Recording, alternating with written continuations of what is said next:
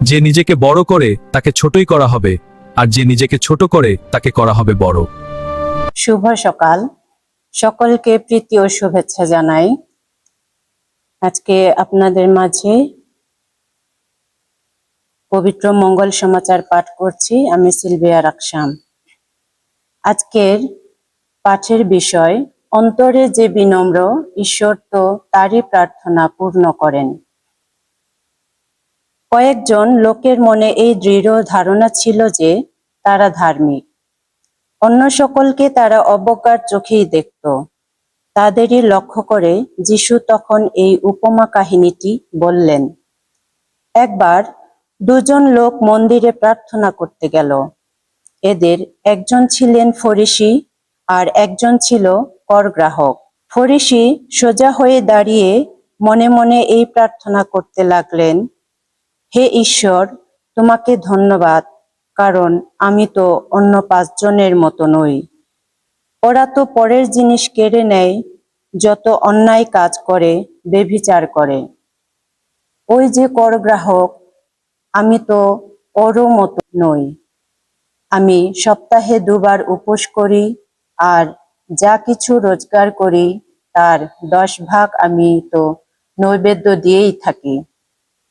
এদিকে সেই করগ্রাহক তখন দূরে দাঁড়িয়েছিল। স্বর্গের দিকে চোখ তুলতেও সে ভরসা পাচ্ছিল না, বরং বুক চাপড়াতে চাপড়াতে সে শুধু বলছিল, হে ঈশ্বর, পাপীকে ক্ষমা করো, দয়া করো। যিশু বললেন, আমি তোমাদের সত্যিই বলছি, এই লোকটি ঈশ্বরের ক্ষমা পেয়ে বাড়ি ফিরে গেল, প্রথম লোকটি নয়। কারণ যে নিজেকে বড় করে তাকে ছোটই করা হবে, আর যে নিজেকে ছোট করে তাকে করা হবে বড়। প্রভুর বাণী। ঈশ্বরকে ধন্যবাদ। প্রিয় ভাই ও বোনেরা, আজকে সুসমাচারে যিশু আমাদের সামনে দুটি মানুষের প্রার্থনার চিত্র তুলে ধরেন, একজন ফরিসি এবং একজন কর আদায়কারী। দুজনই মন্দিরে প্রার্থনা করতে গেল, কিন্তু ঈশ্বরের কাছে তাদের অবস্থান সম্পূর্ণ ভিন্ন হলো। ফরিসি দাঁড়িয়ে নিজের ধার্মিকতার কথা বলতে লাগলো। সে উপবাস করে, দান করে, অন্যদের মতো পাপী নয়, এইসব বলে সে নিজের প্রশংসা করল। তার প্রার্থনায় ঈশ্বরের প্রয়োজন ছিল না, কারণ সে নিজেকে যথেষ্ট মনে করেছিল। অন্যদিকে কর আদায়কারী দূরে দাঁড়িয়ে চোখ তুলতেও সাহস পেল না। সে শুধু বুক চাপড়ে বলল, হে ঈশ্বর, আমি পাপী, আমার প্রতি দয়া করো। যিশু বললেন, এই নম্র মানুষটি ধার্মিক হয়ে ঘরে ফিরল। এই দৃষ্টান্ত আমাদের একটি গভীর সত্য শেখায়। ঈশ্বর আমাদের বাহ্যিক কাজের চেয়ে হৃদয়ের অবস্থাকে দেখেন। অনেক সময় আমরাও ফরিসির মতো হয়ে যাই। আমরা ভাবি, আমি তো প্রার্থনা করি, উপবাস করি, উপাসনায় যাই, অন্যদের মতো খারাপ নই।